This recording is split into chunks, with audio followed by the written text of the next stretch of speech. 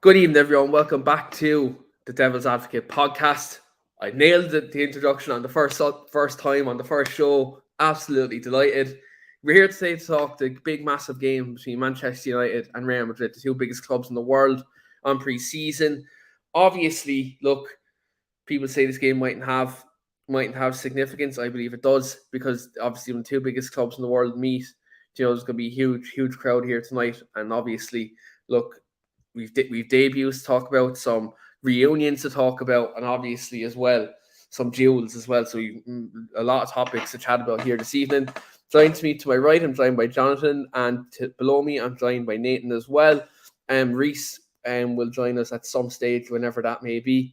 I think you might be having technical difficulties or whatever. But first of all, guys, haven't talked to both of you in a while. A lot's happened with the club and that. Looking, obviously we've had transfers, we've had people leave, etc. But first of all, Jonathan, I'll come to you. How have you been?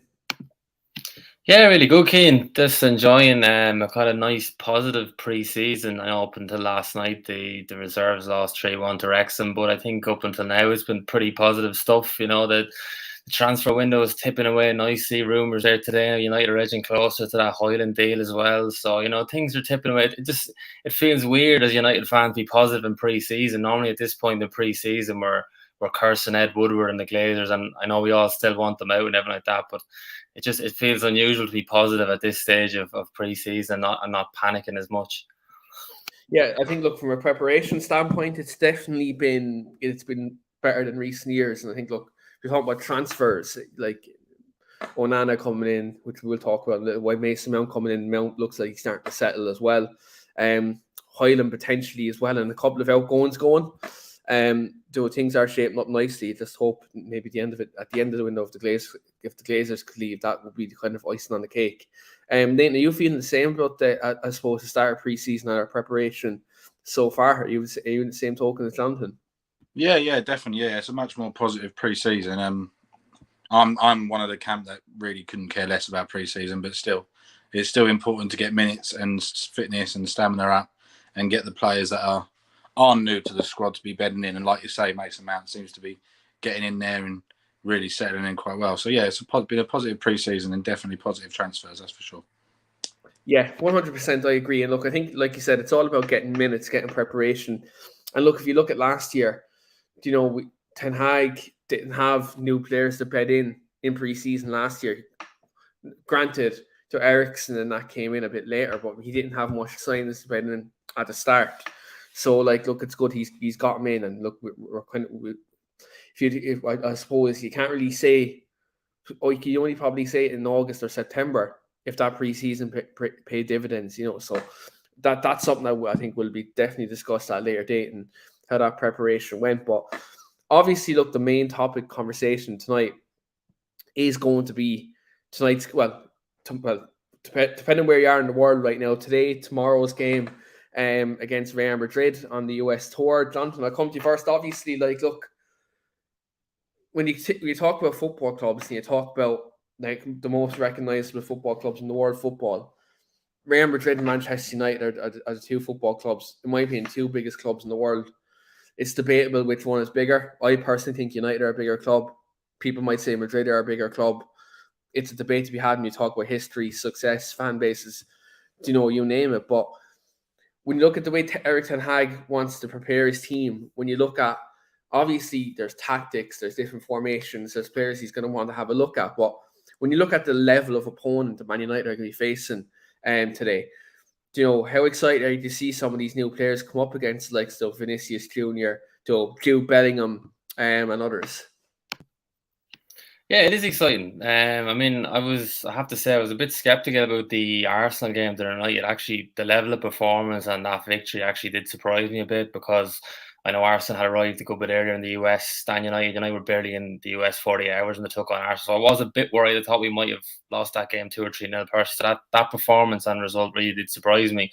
And it's kind of made me more excited now about tonight's game, and especially that midfield. Like, Kobe Mainoo was really, really exciting me in that midfield, and I'm really looking forward to seeing him tonight. I actually hope he gets a goal from the start against a strong Real Madrid 11, and the likes of Valverde, Camavinga, Bellingham, and just to test him. Look, he could find himself out of his depth. I don't think any of us would be shocked if he was. He's only 18. He's not long turned 18. But it's about exposing these young players to the highest possible opposition. And it doesn't come much bigger, as you said, than the likes of Real Madrid, Barcelona. So there'll be plenty of interesting tests tonight. I think team selection itself will be interesting. Will he go for Manu again from the start in that holding midfield position, or will he throw Casemiro in against his old team? I personally hope he sticks with Kobe for the first half and then brings Casemiro in the second half. But lots of interesting lineups. The likes of Wan-Bissaka against Vinicius, and that will be another very interesting take. One of the best one-on-one defenders in the world up against one of the best, if not the best left winger in the world at the moment. So the likes of Onana, I'd imagine he'll start as well. It'd be nice to see him getting his debut, and not only getting his debut, but against a top level opposition like Real Madrid. So look, for pre-season, it is only pre-season, as Nathan said. There's not a whole lot to get excited, but we could win 3 or 4-0 here tonight and end up losing the opening game against Wolves. You know what I mean? It'd be typical United fashion. But look, it's exciting, and then it'll be an interesting game, no doubt.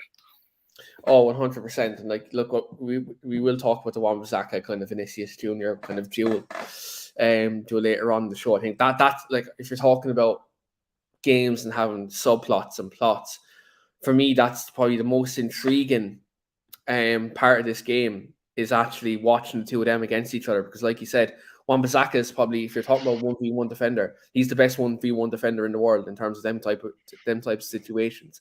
Vinicius Junior, we seen what he done to Kyle Walker in the Champions League last season, you know. So like, Joe, when you weigh 2 and 2 together, I know it's a pre-season game, but Joe, like from like a footballing point of view, if you enjoy football, you watching the two of them against each other, that battle, individual battle, Joe, it will be entertaining, pre-season or not. Obviously Reece has joined us as well, and welcome to the show, Reece. How are you? I'm doing good, thanks. How are you? Good. Joe, just off the plane, and no place I'd rather be than Joe right here chatting about United. But yeah, Reece, I'll come to you obviously as well. Look, we're talking about obviously tonight's game against Real Madrid.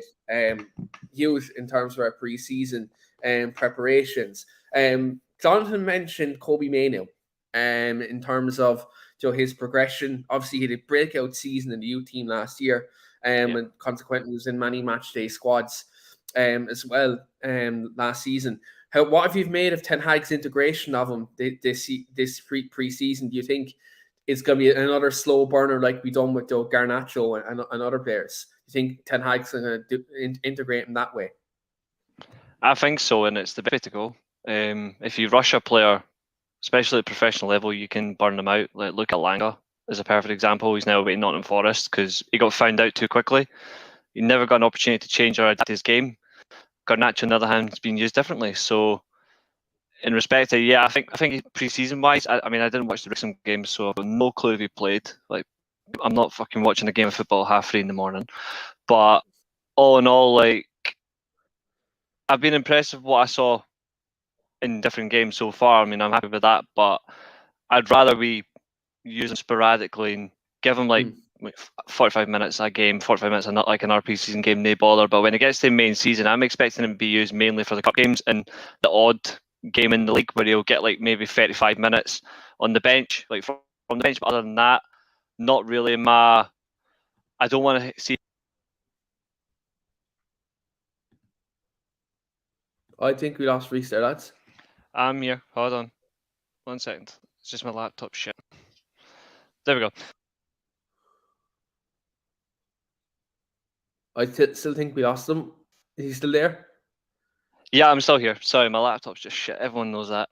I was saying there basically that I'd rather him be used like mainly for the cup games and then maybe 30-35 minutes off the bench. But I don't want him to be starting main games in the league because I don't think he's ready for the Premier League. Not at that level yet, but I think over time he will. I'd rather him be used just like Garnacho has, where you build them up match fitness-wise at the professional level. But I've been impressed with him so far. Yeah, look, he's shown a level of maturity in midfield that I think, look, when you look at other midfielders, like his age, he is shown. And I think, look, one thing I would say about with Kobe Manu is, look, we need to kind of be grounded with him. Like, I know Garnacho had I a kind of a breakout season, last year, which was great. But Ten Hag done the right thing with Garnacho that he did. Look, at the start of last season, he brought him in with Europa League games, League Cup games, and he was giving him 15, 20 minutes off the bench. Obviously, with Scott McTominay potentially leaving, Fred leaving, I think he will probably be, in the round. He'll be in around the squad in terms of if you're looking at kind of the lower echelon of our midfield. Like, I'd imagine their starting midfield next season will be Mason Mount, Casemiro, and Bruno Fernandes. Then after that, you're probably looking, if you're looking at the next level of choices, he's not here yet, but he's going to be. Amrabat is going to be the backup number 6.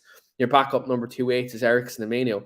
If you look at that from like a technical standpoint, our midfield, will be obviously, again, better suited to keeping the ball in games than if we have Fred and McTominay in there. So look, he's a player I think has big potential. He's a big lad as well.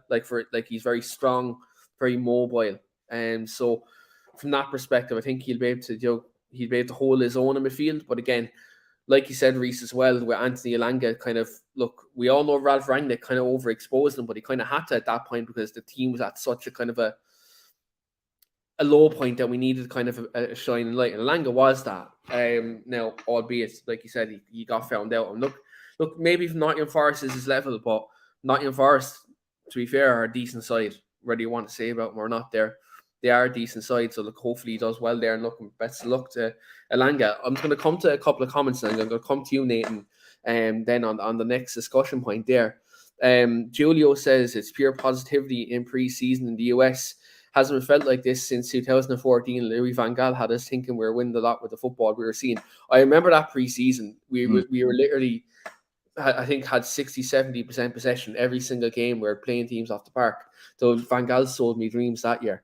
And then Andrew Wald says it's been a good pre-season so far for the first team with 3 wins without conceding the goal. Ten Hag is looking to develop this team as a pressing machine, and using these fixtures has helped.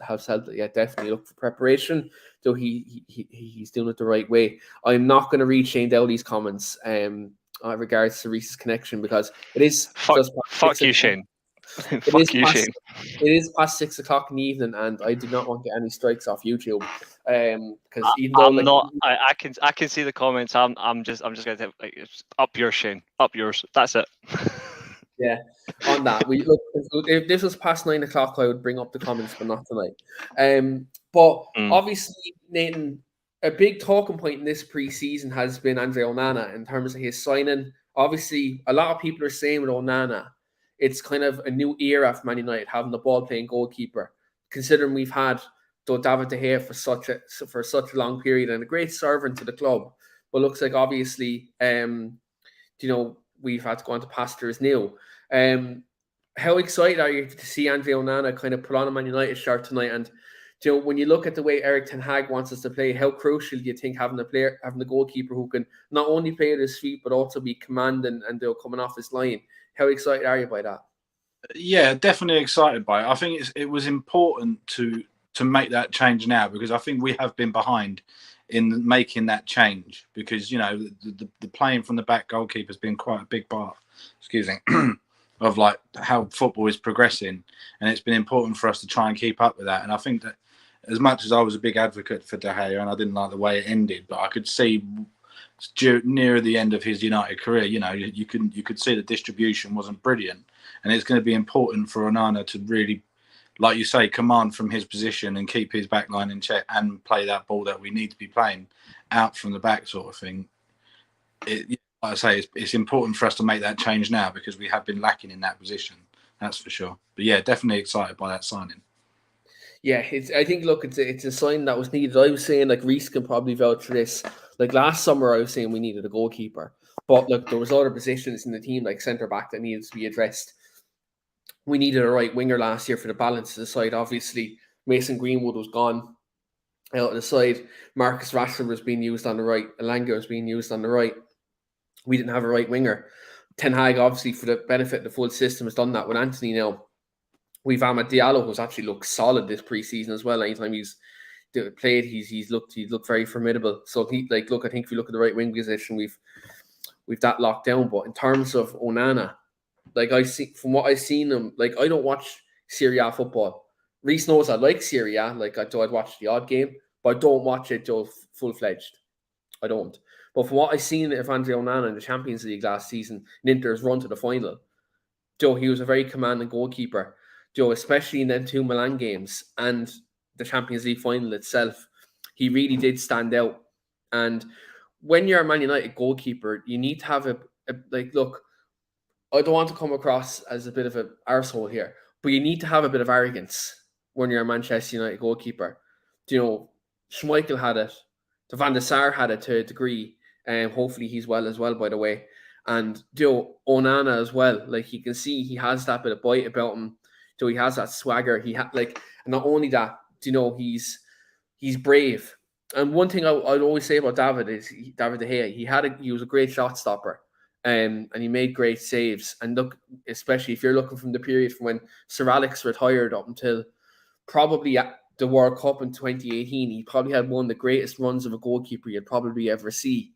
In that period of time, after that World Cup, we kind of see a steady decline, and it dipped every season.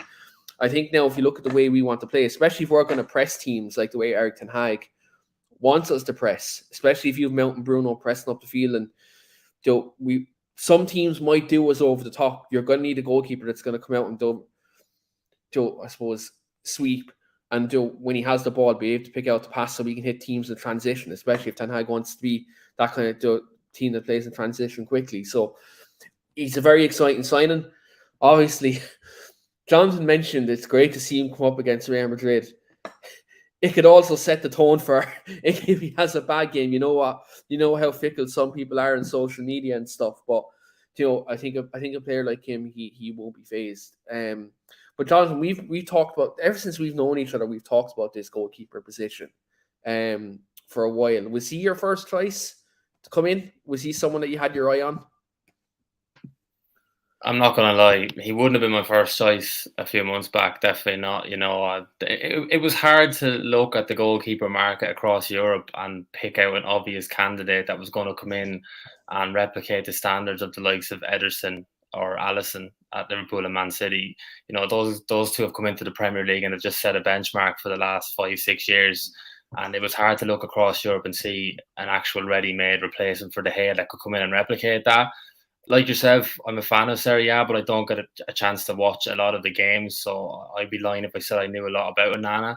But I did watch him in depth, and I watched the game back again afterwards, the Champions League final, as much as it pained me after City winning it. But I was fascinated by the way he played because it was the most in depth I'd watched him play, and I was amazed at how he transformed the way Inter played.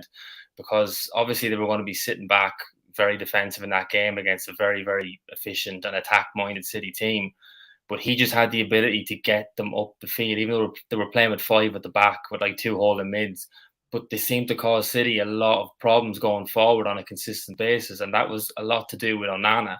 He was pinging these passes all over the pitch and not just lobbing them. He was driving balls down the middle of the park to strikers' feet, and it was completely turning City around. So long-term, he wouldn't have been my long-term replacement for De Gea. But as soon as it became obvious that De Gea was going to be replaced this summer, he was the only keeper I wanted because he just had that, like you said, that level of arrogance that a United keeper needs. Whereas I feel like De Gea was a very much a confidence-oriented keeper, great shot stopper. But when his head dropped, and we saw that in Sevilla a few months back when he conceded the first goal.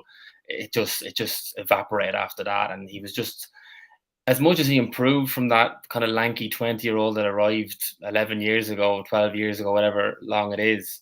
He never seemed to grow up mentally, really. He always seemed to withdraw into himself. He showed a kind of naivety when things weren't going his way. But like on his day when he was good, he was a really good shot stopper. But no, look, I mean, Onana is the future now. He's only 27, hasn't even entered his peak years yet as a goalkeeper. And yeah, look, it's really exciting. Like you said, it could be a disaster tonight. We could lose 4-0 and 3 of the goals could be mistakes from him. But look, it's going to be an exciting season ahead, that's for sure. Yeah, I think he's gonna like Fabian Barthez years ago. He's gonna give us a lot of great mad moments, but he's gonna give us a couple of heart attacks on the way. I usually get my blood pressure checked anyway, but I think it's something I might have to do on a more regular basis if I'm watching United regularly as I do. I'm gonna have to start doing a bit more Onana in goal. But Reece, I suppose you would follow AC Milan a lot Yep. more. Obviously, Screw Inter. yeah, like I know you're not the biggest advocate for Inter Milan, but you've Nope. obviously would analyze Serie A football more than all three of us here. When you Mhm. look at that signing, bias aside, do you think this is probably the most progressive one we could have done this summer in terms of filling that position and looking at how Erik Ten Hag works with players and the fact he knows the player as well? Yeah, I think overall it's the right choice. I mean, they did have a falling out at Ajax, but it's well documented. They did have a falling out, but again, when you look at it, there isn't many goalkeepers that fits Ten Hag's style that you would look for. Like the obvious examples that I can think of straight away is Lafont in France, good goalkeeper. Onana, straight up, and the other one, to be honest, plays for Barcelona, and that's Ter Stegen. Which one's more feasible to get? It's Onana.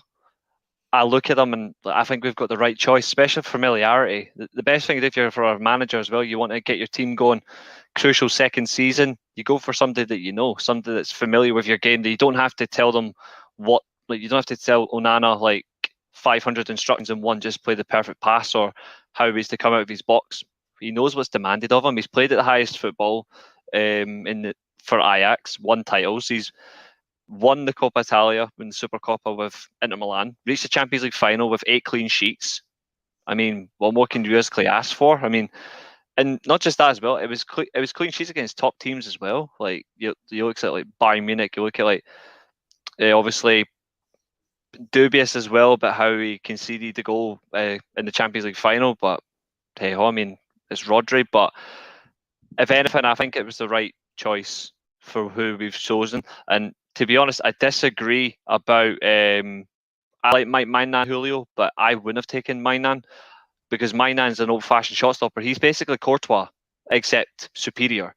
Like he's just a superior version of Courtois, in my opinion. But we don't want a shot stopper. We want somebody who can actually come out their box. Mainan's a great goalkeeper, but Onana was the right choice for me. So yeah, I'm okay with that. And his season last year as well, like he did concede a few goals, but if anything, he improved Inter Milan's progressive play as well. Inter Milan at times were playing counter-attacking football, but their progressive passing as well from the back was up there with the likes of Lazio, obviously managed by Sarri. So we expect his progressive passing to be high. They were up there as well. Like they were one of the best passing metrics in the league. The only team that I think actually outdone them was Lazio and Napoli from building from the back. So if anything, I'm okay with that. So, and we've got somebody as well that's confident coming out of the box. That's exactly what we need. Somebody who's confident. A lot of people think as well that he's not good at catching the ball, or he will not come for crosses.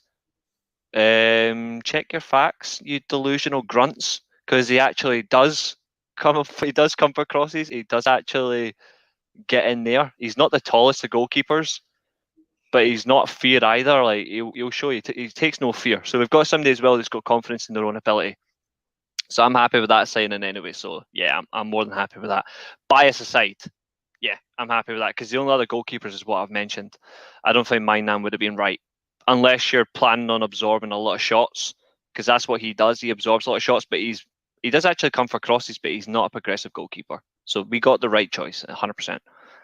Yeah, for the system, I think look, he's definitely the goalkeeper that look fits the criteria. Yeah. And as for Mike Mainan, he's banned from he was banned from Dublin after that game.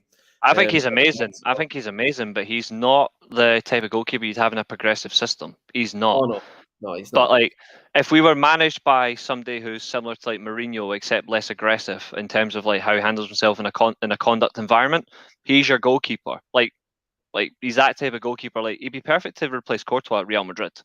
Like if you look at if you're talking about like United teams in either Mourinho or Ollie's United, he would have been perfect. Mike Mainan, he would have been perfect. I agree.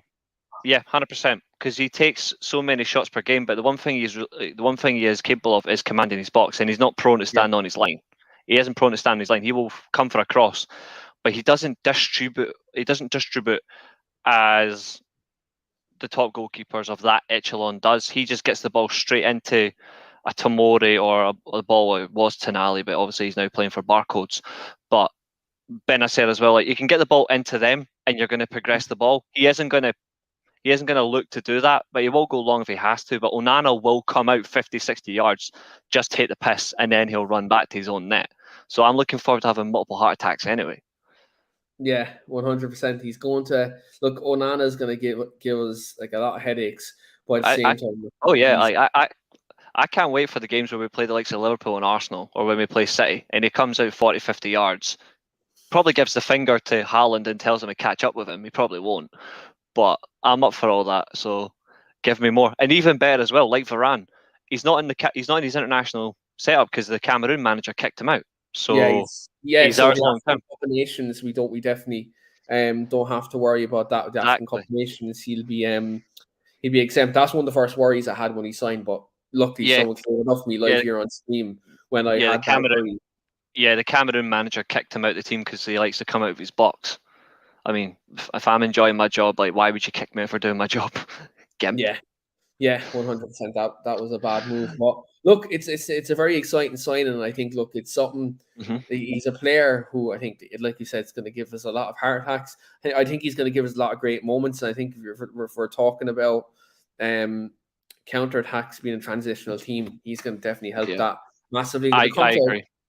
Going to come to a couple of comments. Julio says he can't wait to have a cardiac arrest in the derby. He tries to not make Haaland 40 yards out. Yeah, he probably will. He probably will try that at some stage. Oh yeah. We're talking about obviously tonight's game. Two players who've come in, Nathan, in the last 2 years. Obviously, Varane and Casemiro have been very integral to Erik Ten Hag rebuilding the football club and been great leaders, and they've really shown their quality. Obviously, these two have won a lot of Real Madrid. They've won leagues, Champions Leagues, Copa del Rey's, you name it. They've won absolutely everything at Real Madrid. Obviously, they've come to United, and they haven't come for a paycheck. Let's be real. When you see the way they play and the way they wear the shirt with pride, they are Reds. But when you look at them players, obviously winning a lot with Madrid, and I know it's pre-season, but it's their first time playing against them, since they've both left the club. How do you think they're going to feel, and how excited do you think these two players are? Because in my opinion, we look at Casemiro and you look at Varane and you look at that 5-6 year period where Real Madrid won a lot. They're all timers. Like they're in conversation. So like greatest players in their respective positions in their generations. Yeah, so I think they seem like the type of players that obviously it's an occasion because they're going back to their old club, and they're, like you say, they're very well respected by Real Madrid supporters and fans. But at the other hand, I think they're professional enough to go, you know what, I'm not a Real Madrid player anymore. I play for Man United, and I will do whatever I need to do to win the game, even if it's pre-season or not. You know, it's a game that they want to play, and if they want to play well and beat them, and then they can all have a kiss and a cuddle at the end of the match. You know, like we were talking about it in the last pod on the Arsenal review. Once you go past that line, you know, it's every man for himself. You know, you've got to be able to play for your team and not really give a shit about what the other team is. But like you say, I think Casemiro was way more influential than we could ever imagined. He was so integral in that team last season. Varane, unfortunately, where he had a few injury spells, but then even when he was in the team, he was so important to that back line. I mean, when you're keeping the likes of, well, I was going to say Harry Maguire, but that's not much of a difficult thing to keep out when you're putting Luke Shaw in. But yeah, I think he was. They've been very integral to our squad, and they're going to be really important in the coming season. That's for sure. Yeah, look, their experience I think is invaluable, and even I think you're keeping. Look, I know people don't like Maguire, but when you're keeping like an England international and Swedish international, both first choice their countries out of their team, that shows their level. You look at the stark difference when Varane comes out of the team and Casemiro comes out of the team. Like you even seen at Real Madrid last year with Casemiro leaving. I know they too many in there, and they had Camavinga, Valverde. The midfield wasn't the same. It didn't have that same steel. Even with Varane leaving, I know they won the Champions League the year before last now, but you can see there's still like them two players out that spine. You can see they're missing that experience. And obviously, Jude Bellingham coming in, I think, look, he's a generational talent. I think he's going to really give Madrid something different in Europe next season that might help them go that step further potentially. But yeah, look, two of them are all timers, and I think, look, for them, like you said, they know it's an occasion. I think, look, for them, it'd be great to be in front of the Madrid fans again for him, considering all the success. And I think that, like you said, they're very well respected there. So I think, look, for them it'll be good. But like you say, look, once the game kicks off, Casemiro's probably getting a yellow card in the first 10-15 minutes anyway, even in the pre-season game. But so you never know. But Jonathan, obviously, look, Casemiro this season, I think like you look at the captaincy. Obviously, Bruno's been captain. Looks like hasn't been confirmed, but Casemiro was the captain when Bruno Fernandes did come off the other day. When you look at our lead, not even so much captain, but kind of our leadership group at the minute, with Bruno being obviously the main captain, how integral do you think it is right now? Do you if we have this tight knit group, do you have the likes of Casemiro and Varane, and even players like Lisandro Martinez having that influence in the dressing room? Because truth be told, I think Maguire probably wasn't ready for that captaincy. I think we got it because he was the £80 million player, and he was ridiculed for it. I think he didn't stand a chance once he got it because of the price tag on his head. But when you look at their Stark experience, how do you how important do you think it is to have them in the dressing room, especially with this rebuild that we have and the culture change we're trying to have at the club? Yeah, I think Harry Maguire was a convenient captain at the time. It was a very young United team, and he was a real hallmark signing when he came in. And as I touched on one of the previous pods I was on, United, he was good for United for 18 months, but then United needed to take the next step. And unfortunately, Harry Maguire wasn't part of that step. He wouldn't be near United team in the great Sir Alex Ferguson teams. He was a good player. He did a good job for us. He was a decent captain for a while, but we just needed to take a step. And I kind of understand why Ten Hag didn't strip him of the captaincy last summer, because it would have been a major headline, unnecessary pressure on Maguire and the squad and whatnot. So I think he's made a good decision at a good time now, and I think if Maguire does leave, it'll be the right time for him to go on. But in terms of that captaincy leadership group that seems to be developing there under Ten Hag, where I know Bruno is the main captain now, but I think you see that, like you said, the likes of Lisandro Martinez, Varane, Casemiro, they're all part of that wider leadership group. And the important thing about all those players is to have character. And you hear Roy Keane harping on about it all the time on Sky Sports, and I know he's become a bit of a meme for it, but he's probably one of our greatest ever captains. If there's someone who knows what it takes to lead that club, it's Roy Keane, and it's character. And even when Ten Hag is looking at his signings, it goes beyond natural ability and football ability. It's character, it's personality. That's what he looks for, and that's what those guys have in abundance. They're winners. And you look at the Arsenal game the other night, and Lisandro Martinez flying around into tackles and getting yellow cards. He's probably lucky to stay on the pitch in the end, but it's just that desire to win that you kind of can't teach players. They're born with it. It's in certain players, and other players just don't have it. And it's been lacking at United for so long since Sir Alex Ferguson left. But thankfully now that number of players with character and personality seems to be growing and growing every summer. And the likes of Onana and even Mount, Mount has won a Champions League, he's won a Club World Cup, and those sort of winners, they're just spreading that kind of experience around the change room to other players. And the likes of Onana now, who's been in a couple of Champions League finals, and it's only good for the club, and it's just a part of what Ten Hag is trying to build now. Just good football, but at the same time, good leaders, good characters, and hopefully now we see us kicking on again this season and onto maybe a title charge then in season 3. Yeah, look, you're seeing natural, steady progression. I think it's crucial every season you're getting these winners into the squad and setting the culture. I know, look, we had Ronaldo in, but Ronaldo wasn't the very fit. I think, look, truthfully, if we all had a discussion right now, what would we prefer in hindsight? Solskjaer get that defensive midfielder, or Ronaldo come in? You're saying get Casemiro in.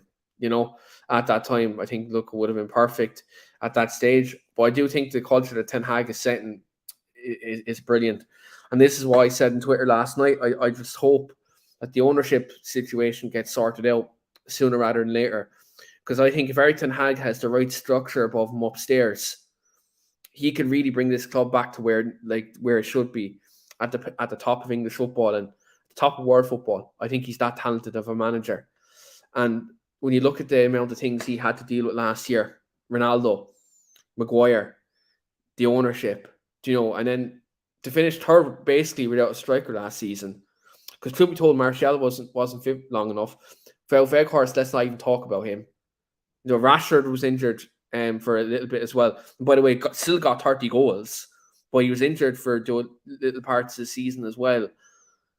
Like, for Ten Hag to get third, win the Carabao Cup, and then arguably be close to, I know we lost 2-1, but arguably we could have won the FA Cup final if I'd hate to say it, but the goalkeeper, you know, like at the end of the day, Ten Hag done so well last season.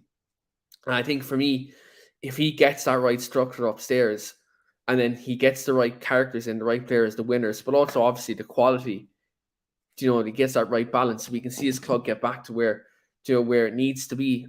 Is at the top of English football. Plus, a report was literally sent to me. As we come in, Fred will leave Manchester United this summer. Right, we were going to talk about Vinicius Jr. and Wan-Bissaka. Could park that just for a second. Just obviously on breaking news literally a couple of minutes ago, the Fred is going to leave this summer.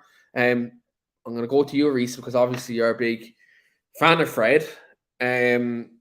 What do you make of that news? Like, how are you disappointed he's leaving the club? Do you think it's the right time? When you look at our prospective rebuild, I would say disappointed. I think to say disappointed would be a little bit questionable. My only thing for Fred really is to ensure that we get the best deal possible for him. And I'm not saying best deal that we get, like we're not going to make the money back for him, but the best deal for him where we actually send him to another club that he'll actually be in a position where not that he'll get straight in a team first, like straight away, because we all know he could, but like an actual good club, like that you can still go to. Because you look at our club, like naturally you don't want to see him go somewhere that's shite. You want to see him go somewhere like, I wouldn't mind seeing him go to Fulham, for example. Like, I think Fulham are a decent side for him. But like, oh no, since he's been here, he's been one of the few that's immediately scapegoated, defended him more than I've defended my family at times, to be fair. Like, I've always liked Fred. I know like Fred can be a controversial topic amongst United fans, because there's games where he can be a genuine pain in the arse to watch, but then there's games where he's the best player in the field. So I'm like, obviously wherever he goes, I wish him well, but like, as long as we get the best deal for him, that's all that matters to me. You know what I mean? But like, as long as we get the right deal, that's all that matters. And the fact is, we're looking at replacing Amrabat anyway. That's fine for me. It's 4 years younger. It's 4 years difference. It's logical. Plays in the same position. He's more comfortable than Fred in the ball, and he's actually more progressive passer than Fred. And he's a better tackler. But there's just some individual qualities that Fred does have that's hard to replace. But wherever he goes, I wish him well. Yeah, look, I put it this way, and we had this discussion privately. He's not worth the 52 million, right? No, we overpaid on him. He was about 35 million, give or take, and that would have been more acceptable. Yeah, look, Ed Woodward again. That's another Ed Woodward masterclass. But yeah, I think Fred's been a decent servant. He's had, if you look at Fred's good games to United, they've been in the big games. Joe, there's numerous times he's played against Manchester City and he's had stormers. The game against Barcelona, at the Nou Camp and at Old Trafford. The game against Atletico in the Champions League, he was one of the best players in the field, even though we didn't get through. He was one of the best midfielders we had. He was one of the best players overall, yeah. Yeah, he was brilliant that day as well. Like, look, he's had good games for the club. But look, as you said, it's a rebuild. And I think, look, with all due respect to him, he needs to go because he's not going to start. And look, he's a Brazil international. He's going to have to play games to get into his national team as well. So, look, I wish him well wherever he does go. He's probably going to play tonight still anyway. He probably will play some part in the game. I would play him, yeah. He'll probably come on in the second half today. But look, as Fabrizio Romano literally just reported that Fred would leave Manchester United this summer. And look, let's see where he goes. And I dare to say we might probably talk about him. If that, knowing how Manchester United do business, that sale probably won't be done for a little while. Credit to Ten Hag for still including him in the squad, though. At least like to play him, because at least wherever he goes, the one thing that is good for Fred is at least Fred will be at least match fit, or he'll have some fitness behind him wherever he goes. But he doesn't need a lot of time to get up to speed. He'll be ready to go wherever he plays. So if anything, that's good for him. It's also good for the club wherever we get on him. So even if he gets 45 minutes against Madrid, I'm alright with that. Yeah, look, I think look, he will be match fit because he's played obviously with the first team, and he played he's played every other preseason game. So look, you'll have match fitness behind him. Look, and wherever he goes, I say he will do decent. But We will Yeah. move back on to obviously tomorrow, wherever you are in the world, wherever time it may be, whenever the game is, the big game against Real Madrid. Jonathan, Vinicius Jr. up against Aaron Wan-Bissaka. Now I know we talked about it briefly at the start, but when you look at this duel, where are the strengths and where are the weaknesses of both players? And first of all, how do you think Aaron Wan-Bissaka gets the better of Vinicius Jr. and then vice versa? It's a hard one to call. I mean, he's not the most attacking fullback in the world, Wan-Bissaka. Traditionally, I know he's improved a little bit under Ten Hag, so he's not the sort of fullback you're going to worry is going to leave a lot of space in behind for Vinicius to exploit. Similarly, you wouldn't worry about Vinicius tracking back because Wan-Bissaka isn't going to cause a nightmare or cause any major overlap, whoever's playing left back for Real Madrid. But in the sense, it's a good test for both players, I think. I mean, Wan-Bissaka, as we said, he is probably one of the best one-on-one defenders in the world. He does tend to give wingers a little bit of space and then makes them commit and then makes his renowned tackle. But it'll be interesting to see then the kind of spaces that develop in between the likes, if Varane starts with it, which I assume he will, the space that might develop in between Varane and Wan-Bissaka and how Madrid might exploit that. I know that Ancelotti had said that he sees Jude Bellingham as a 10, so I wonder will we see some sort of kind of interlap there with Vinicius and Bellingham on the left just to exploit a bit of space there. But look, it's a good test for both players. Look, it could shock us all. Diogo Dalot could start. Do you know what I mean? It might not be Wan-Bissaka against Vinicius at all. It could be both players could avoid each other depending on how the teams are rotated, etc. And so it could be Diogo Dalot against Vinicius. It could be a completely different matchup. But look, I mean, that's what pre-season's about. It's about fitness, but also honing your basic football skills and just improving yourself and getting sharper and sharper. I know it's only Madrid's second pre-season game. I think they were a little bit later starting than United. So you'd imagine I would have a bit of a hop on them. But look, it'll be an interesting one to watch. And look, it'll keep the fans interested anyway. Yeah, definitely. Look, I think, especially like if you're, let's say, even the fans from America who never really get a chance to see Man United or Real Madrid live, it's definitely a jewel for them that it's a once in a lifetime opportunity for them to see that. Nathan, do you take substance in the fact that, let's say, like Wan-Bissaka is probably still fighting for his place at Dalot? I think Ten Hag does rate Dalot as well, quite highly, hence why the new contract was signed. Do you think games like this in pre-season is a chance for him to kind of stamp his marker to be number one right back, and him coming up against someone like Vinicius Jr. is kind of a case of iron sharpens iron? Yeah, definitely. I mean, it's always important to have competition in every position. I think that's key for any club. You have to have two in position fighting for it.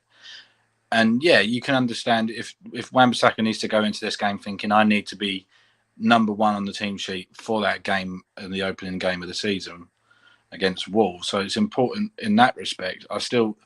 I'm not a big fan of pre-season games in the respect that it's a bit of a cash cow going to. But I like you say, I understand that there's people in America, fans of the club in America, that don't get the opportunity to see big games like this in a pre-season friendly. You've got Manchester United against Real Madrid, so it's important. And that battle, if it's as good as we're going to hopefully see it will be, that's important. Either for Dalot or Wan-Bissaka to start, that they need to be able to prove themselves, that they need to be the first person on that team sheet for that position come the new season starting. Yeah, look, for me, I think it's for myself, I think it's, if Wan-Bissaka has a good showing against him today, I think it goes a long way in terms of him starting that first game against Wolves. Because I think, look, I think if you're looking at the battles for different positions on the pitch this season, I think right back is going to be one that's going to be up in the air in certain games. Because I look at how Dalot's skill set can affect certain games and how Wan-Bissaka's skill set can affect certain games. And I think for me, looking at how the Wan-Bissaka improved even going forward last season, especially in the second half of the season, for him, I'd like to see him go that one step further and be a bit more ambitious on the ball, but also like even in these big games, obviously lock down another player like Vinicius, because we've seen him do it to Raheem Sterling, prime Raheem Sterling at Manchester City, who was scoring goals for fun. We've seen him do it to Mbappe and Neymar in the Champions League. You see the job he done on Matoma twice last season. In the Brighton games, me and Jonathan were there at that semi-final, and Wan-Bissaka had him on lock that day as well. So, like, look, for me, I think last year I thought his time was up, especially when Ten Hag was playing him last year right back ahead of him. I thought that he was finished. But one thing I love about Wan-Bissaka, he never kicked up a fuss last season when he was out with the team. He never kicked up a fuss, never went off and done an interview with Piers Morgan. He never, sent out leaks to Talk Sport or Sky Sports or anyone like that. He just said, look, I'm going to knuckle down. I'm going to get back fit. I'm going to get over this injury. And then I'm going to show why I should be back in the team. I think that attitude needs to be across the board in their squad. In terms of that, what Wan-Bissaka done to rebuild himself last season. I think that's commendable. Obviously, I think, look, if you're looking long term, maybe Ten Hag might look for a more proactive right back. And I'm talking about maybe better than Wan-Bissaka and Dalot, going forward, especially, in terms of putting balls into the box and stuff. But I think right now, he is a good fit. And look, fair play to him for coming back from where he was, because I thought he was finished at this football club. But we're going to move on to, before we get started 11 and score predictions from the panel. I know it's kind of a Real Madrid related topic, but it's been a hot topic in football in the last kind of week. It's kind of struck the football world by storm. Reece, is the almost arrangement that we have between Kylian Mbappe, Al Hilal, I think I might be pronouncing that right, the team in Saudi Arabia, and Real Madrid. It's looking like, obviously, Al Hilal are going to pay PSG 300 million for Kylian Mbappe, 1 year left in this deal, and then have him for one season, pay him 700 million in that time, and then go to Real Madrid on a free next summer. I don't want to sound like I'm being over dramatic or anything like that. But do you think this type of move, this type of transfer, could ultimately, maybe set the tone for big European clubs? And I'm including United in this. I'm including United in this too. I'm including all the big boys in Europe. Do you think this is a way for the big boys in Europe to kind of help not only, get big players on a free, but also manipulate FFP in a way? Because obviously, these Saudi Arabian clubs aren't bound by UEFA rules. FFP doesn't affect these guys. They're not in Europe. Do you think this could set a precedent for other big transfers to happen in kind of this kind of corrupt way? And do you think this could be a stain on the game? I think it could, because end of the day, like as you said, they're not governed by UEFA. They don't have that sort of restriction. And then again, though, we all know how corrupt UEFA and FIFA are, so it makes it even more entertaining. Just ask John Delaney; he'll tell you all about that. Or you could ask Miguel Delaney as well. One of the two, they both have their own fun. I think when you look at it as well, is the fact is that they're willing to spend 259 million quid on him and then just let him walk for nothing. I mean, call me crazy, but that just takes away from your league that you're trying to build. Surely, if you want to bring somebody in for that amount of money, you don't want to let them walk to arguably the biggest and greatest club in football history for absolutely nothing a year later. Surely you'd have a sense of like confidence in your own league, your own ability to say, well, yeah, we're willing to offer you over $500 million tax-free as a contract for a single year. Yeah, sure, we'll gladly let you come in, but no, we don't want you for 1 year. We want you for at least 3 or 4. If Mbappe was like, well, actually, no, the money's great, but no, I'm not sticking around for 3 or 4 years. I'd rather just go to Madrid. Then fine, understandable. But if that's the money he's going to get, then fair enough. I mean, he is arguably the best player in world football. Like, nobody can take that away from him. But what he's also been given at PSG as well is disgusting. Like, not the money, but the control he's got. Like, no footballer should be given the right to have the opportunity to terminate a manager's contract. A footballer should never have that level of power. So that sums up how stupid PSG are. So there's their hopes of winning the Champions League. But in terms of Mbappe as a marketing opportunity, markability-wise, he's up there with the likes of Messi and Ronaldo. Obviously, Messi's playing in MLS, so it gives them scope and gives them sight, obviously, for attraction. But the Saudi League is just going to dwarf all that. Like, with the financial power they've got, if anything, what I do see for Mbappe is he'll probably go over there with Al Hilal, probably win a title, rub it in Ronaldo's face. If he does, I'm all for it, because it'd be entertaining both sides squaring off. But I think it does him nothing, apart from the fact that he'll be bagged for life. He can go and play for Madrid for free. Like, that's the only thing I can see for that. Is like, he can easily just walk to Madrid for free because all the money will be in there. I don't think he realistically needs to go to Saudi Arabia. He can just spend a year sitting on PSG's bench if PSG won't get rid of him. Push comes to shove. If he goes, he goes. Who am I to say no to that amount of money? I don't think anybody would ever turn that down. But end of the day, like, I agree about the whole sense about FFP. FFP is an issue anyway. Like, the clubs across the world have actually been critically attacked over it. Like, AC Milan got one of the biggest punishments, but Chelsea only got a transfer window embargo. Clowns. Like, Juventus, always an issue. Man City, no comment, because we already know. Like, there's no point. Like, it's 116 at this stage now, and not 115 anymore. It's 116 now. UEFA are not consistent with their how their conduct goes for FFP. Like, I don't think they even know what they're doing. I think they brought it in just to make owners scared to invest their own money into their clubs to make it competitive. But surely by spending on your own clubs, well, unless you've got Glazers as an owner, you're not really spending. But if you've got competitive owners that actually spend on their club, makes them want to challenge it, makes football better because it makes it harder to win. But obviously UEFA don't understand that. But hey ho, I mean, football, bloody hell. If Mbappe goes, Mbappe goes. But it definitely sets a tone for transfer fees, especially for other clubs, because PSG have already set the tone anyway. Now Saudi Arabia are going to go and dwarf that. Yeah, I think my biggest concern with this could be a way for like some of these bigger clubs to kind of have these arrangements with Saudi Arabia to take a player for a year, and then we get them on a free. You know, it's kind of I scratch your back, we scratch yours type of thing. I have concerns over that, especially for certain clubs that are owned by Saudi. I think that it does nothing. I mean, I laugh at them all the time because they're entertaining. Newcastle fans make me laugh over like the fact is that they're owned by the Saudis. They think they're going to get XYZ for nothing.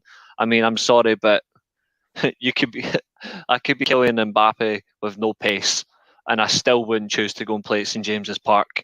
I'm sorry, but no chance. I'd rather go play for Sunderland. I'd rather go play for the bigger club. But when I look at it, I'm like, there's no... I personally think that's an issue for football itself over transfers, because there will be a lot of clubs that are going to use that. And I question how much legality is involved. Yeah, that's like, again, like, look, each their own in terms of what owners do with their clubs that they own. Like, that's their right. They own the club, they pay the money for it, right? That's the way it is. Agreed. I think like the concern for me is not a moral compass, because look, at the end of the day, it's not that at all. But I think there's no morals in football. We know it. There's no morals in football. There's not. Like, look, but I think one thing that concerns me is you look at these. It's how players can manipulate their contracts. Go make go to Saudi and then go get their big move. Like that could potentially be an issue. I think as well, if you're looking at it from a Premier League perspective, it won't be long before the best players in the Premier League are going to follow suit. And I'm not just talking about the Kevin De Bruyne's. I'm talking about maybe not Marcus Rashford. I think he's staying at United for life. Bruno Fernandes, he's already after turning down Saudi Arabia. He turned down a 150 million deal. So good on you, Bruno. But when you look at all the big players in the Premier League, Kylian Mbappe goes, the butterfly effect will set in. There will come a time where we do see the best players from our league and the league that we love, disintegrate. I agree. It won't be long, I think, before we see the Club World Cup maybe take more significance in the Champions League. If this keeps continuing, you'll see the Club World Cup becoming more of a monetized thing. So I think the Saudi League unlike the Chinese Super League, the Chinese Super League was a flash in the pan because the taxes and how they wanted homegrown players. They kind of messed it up for themselves. But when you look at how the Saudi Arabians have endless amount of money, and again, look, it's their money. They can spend what they want. I'm not saying, they can't spend money to develop their league. They're well more than entitled. Premier League done it years ago. League On done it with PSG. From I'd say from 2010 up until about 2017, probably 2018, 19, Barcelona and Real Madrid basically had a monopoly over European football in terms of getting the Premier League's best players. Football goes in cycles, it does. But one thing I will say is if Saudi Arabia keep pumping that money into that league and it stays consistent like that, there is eventually going to be a change in the tide. Because how long, they've got the Asian Champions League as well because they can go to the Club World Cup. Yeah, exactly. They can enter that, so they do have continental competition. Yeah, they do, and it comes to a point there. Football isn't the traditional game that it is 10, 20 years ago now, and players having the affiliations at club isn't that common anymore. We were talking about how Rashford and Bruno are Reds. You can tell they're Reds. You can tell how years ago Gerrard was obviously Liverpool till he died. Obviously, all United players we've had, John Terry at Chelsea, Lampard at Chelsea. We don't have them same players anymore. Football is changing. I think it's something that, look, we don't like it, but we're going to have to come to terms with it. I think it's something that we're going to have to really look at and just, not appreciate it, because at the end of the day, if it's not your taste, it's not your taste. But you're going to have to accept it for what it is. And if Kylian Mbappe does go to Saudi Arabia, who is to say that doesn't set a butterfly effect? Because we've seen the Neymar transfer, what that done. Neymar to PSG set the tone for transfer fees and inflated the transfer market. But Kylian Mbappe going to Saudi Arabia not only inflates transfer fees and wages and whatnot, but I think it could potentially change the course. That one of the best players in the world in their prime, arguably a Ballon d'Or candidate this year, goes to a league and writes off a year of his career. So, look, it's interesting to see. And obviously what Helly says here about football is one thing, but culture is another, about family members and stuff like that. Yeah, look, that's something that we'll see how that works long term. But what I'm going to do now, I'm going to move away from obviously Mbappe and kind of the topic of him moving away from that amount of money. And by the way, once we've been talking about Mbappe, I don't know how much he'd be after earning on that new Saudi Arabian contract. In the amount of minutes we've chatted about him, you're talking about maybe a couple of grand, a couple of million, whatever. But Jonathan, first of all, I want your predicted 11 for tonight against Real Madrid. What are you thinking? What would you like to see from your predicted 11 tonight? Is this what I'd like to see or what I think we'll see? You can go what you want, brother, whichever way you want to go. It's a bit of a combination of both, but I think we will see, and what I'd like to see is Onana starting in goals, Wan-Bissaka, Varane, Martinez, and Shaw across the back four. I'd like to see Manu starting that holding midfield role, because I think he's earned the right to start now tonight against a big team like Real Madrid. I love Casemiro, but I just really want to see Manu for at least 45 minutes tonight against the creme de la creme in terms of midfielders, the likes of Tchouameni, Camavinga, Bellingham, etc. Yeah, exactly. Benchmarks for midfielders. I really want to see him up against them big boys and really test himself tonight. I think Bruno and Mason Mount will be in there with him. Plenty of experience in there. I think it'll be a front three of Anthony, Jadon Sancho in that false nine position again, and then Marcus Rashford cutting off the left. Interesting. Nathan, are you going the same 11 as Jonathan, or do you have anything else in the works? No, that's pretty much exactly the same, but I think Ten Hag will put Casemiro in for the first half for sure, and then he'll put Mano in for the second, that's for sure. But yeah, my starter 11 is pretty much exactly the same. So the two boys have gone with kind of really strong 11s. Jonathan's gone mainly on the defensive midfield. Nathan's gone kind of more with the experience in Casemiro. Reece, give me your starting 11. What type of chaos do you have in there? To be honest, not a lot of chaos for me for a change. But for me personally, I would actually put Casemiro and Manu in the midfield behind Fernandes. Personally, that's my only change. Is I would actually play him in the first half with Casemiro, and I bring Mount on the second half. To be honest. Perfect. Ooh, so Mason Mount maybe when the game's kind of get a bit more stretched on the counter attack. Yeah, I can see that. Yep, that's what I would go. That's what I would go with.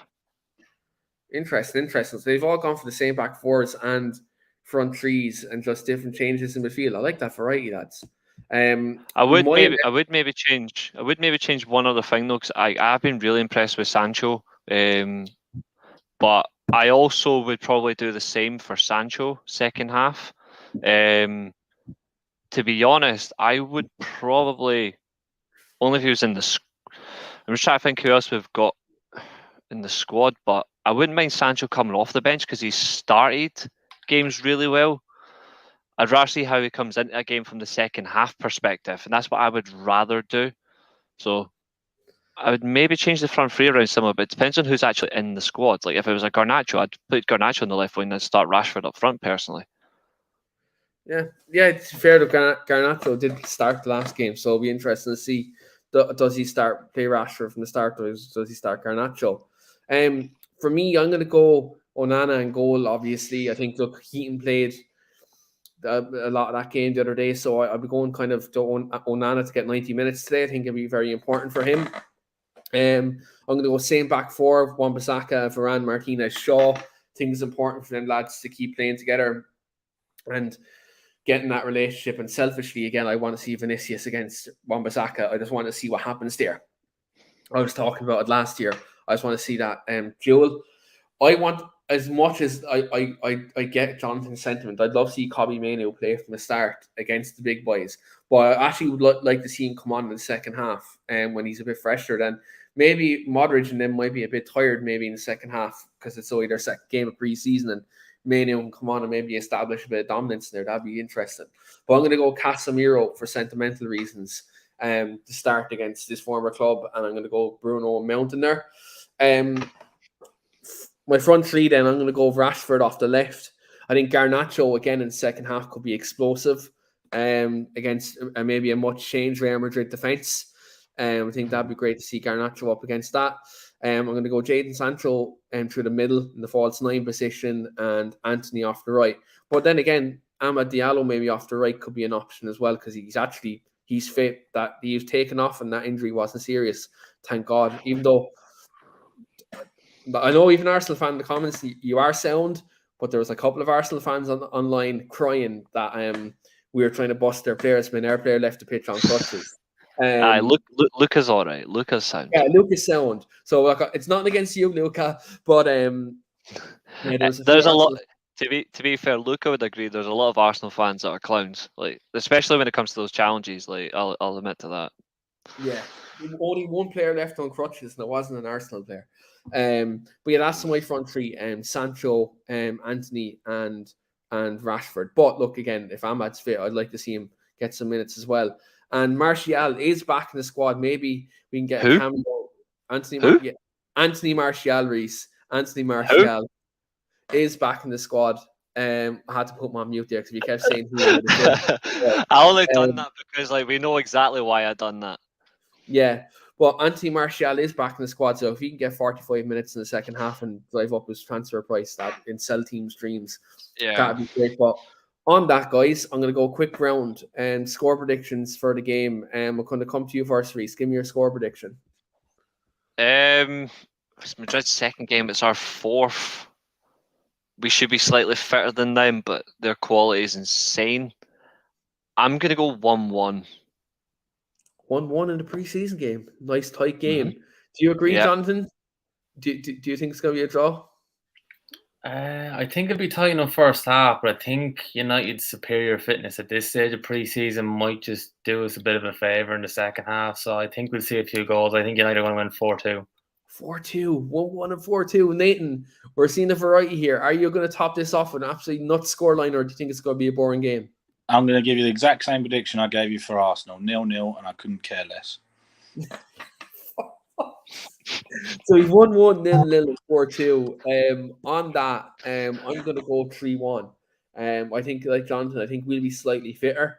I do think, traditionally, I think in pre-season we tend to do well in these games.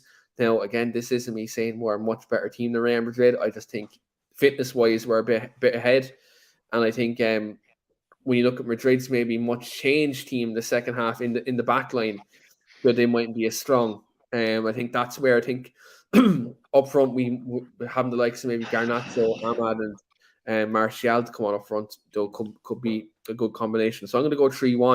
And in terms of score and a predicted goal scorer, just Sir Evan and Sean, because I know I'm going to see them Saturday. I'm going to go Mason Mount to score today as well on that one. And yeah, Helly's up at 2:30 in the morning. I'm getting up at 1 o'clock, so I'm going to watch a bit of the coverage before the game. Obviously, I don't subscribe to MU TV. Wouldn't give the Glazers the steam off my piss. But I will be watching it on a very reliable source. Won't say where because I don't want to get stung by the bollocks and the guards being at my door 1:30 in the morning.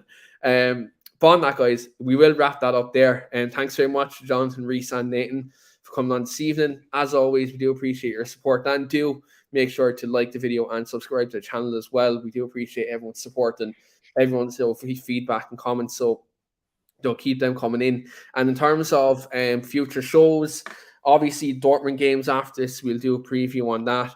There'll be no obviously match review for this game because it's gone on in all hours of the morning. So we won't have a match review, just to let you all know. And then look, we will be doing something for the Bilbao game. I will be announcing that soon. And there is an announcement coming for the channel in the next couple of days. So keep an eye out on our socials.